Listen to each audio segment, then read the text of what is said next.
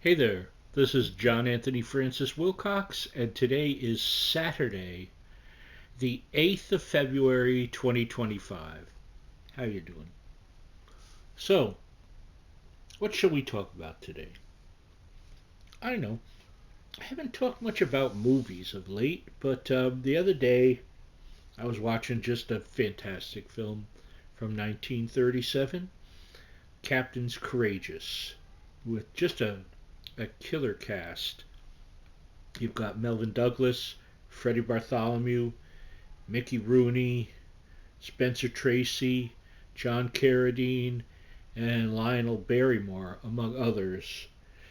There's really, as they would say in a symphony, there is no weak chair in this film.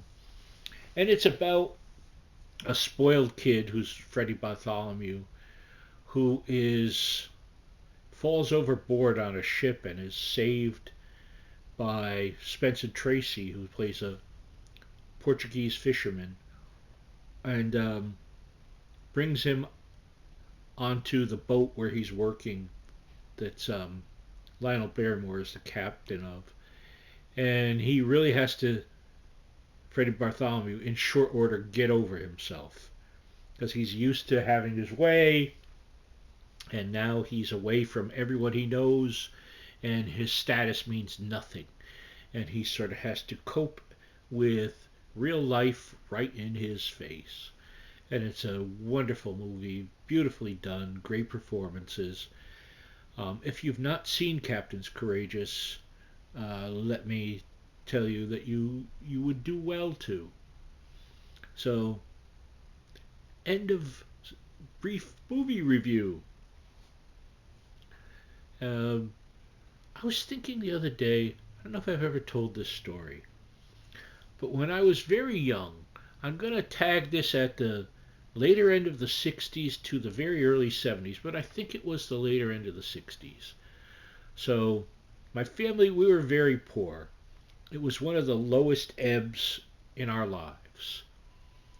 And here in Hales Court, where I've lived all my life, they offered my family to live for free in this building down in the Saugatuck part of Westport by the river, that was going to be condemned. Think about that. They're going to tell us we could live in this house for free that was going to be condemned, but it wasn't even just a house, it was a building that was where they kept, as they would have said back in that time, mental patients. It was for the, you know, mentally disabled. And I remember going with my folks, and I forget who from the family, maybe one of my sisters or my brother or both or whatever. But I remember us going through it and how, I mean, it was exciting to go through a place I'd never been, but it just felt wrong. It felt weird. I couldn't imagine. I remember thinking at the time, I don't know why I remembered this, but I thought this is like being in something out of the Addams family, but not in a good way. And so I just remember it being dingy and gray, and it just had.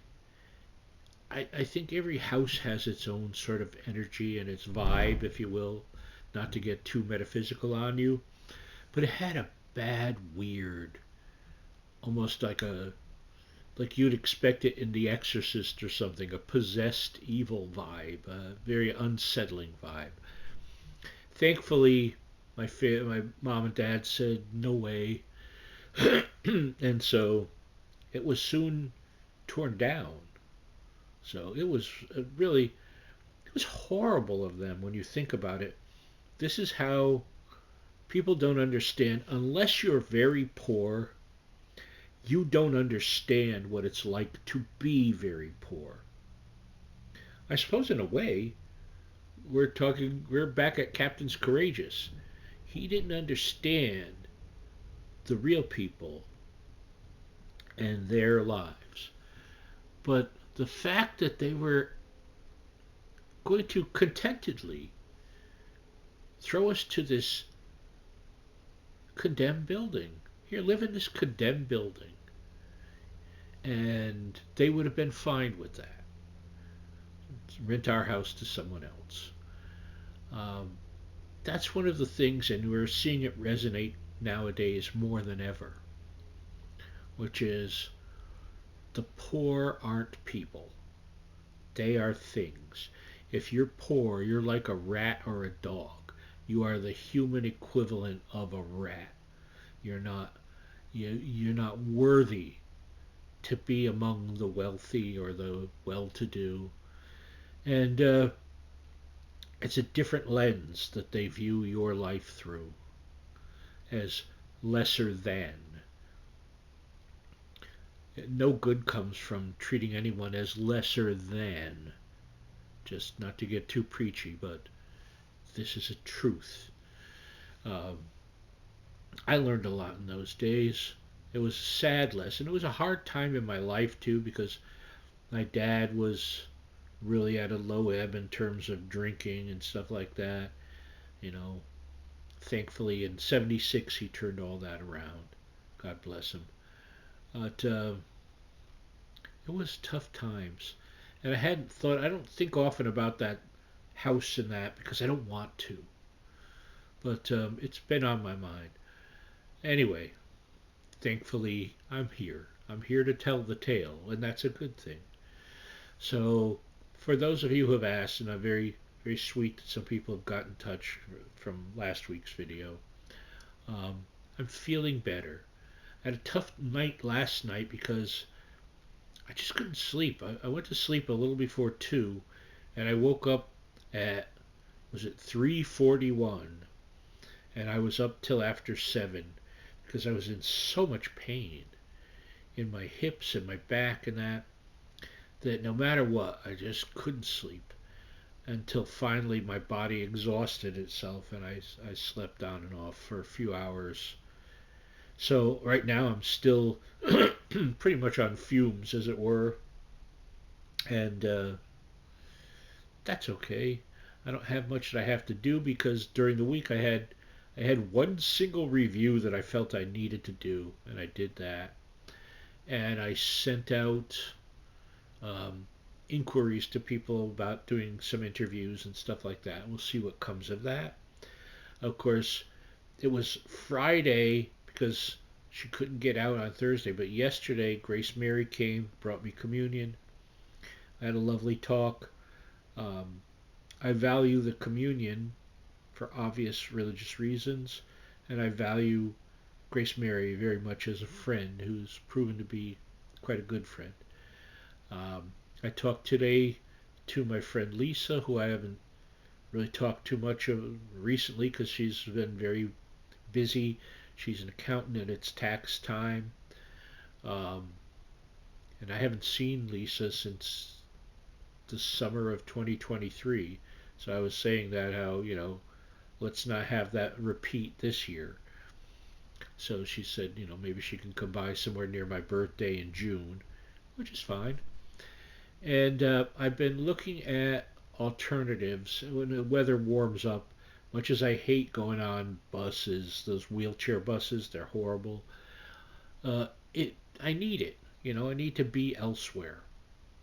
So what else beyond that? Today I got some scans of pictures that my friend Mike sent me. I'm very appreciative to see those from some fun stuff we did back in the 80s or was it 90s?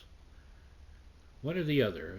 Maybe it was late 80s, something like that. Whatever it was a fun time, and it was definitely the later 80s. So I'm thinking about it.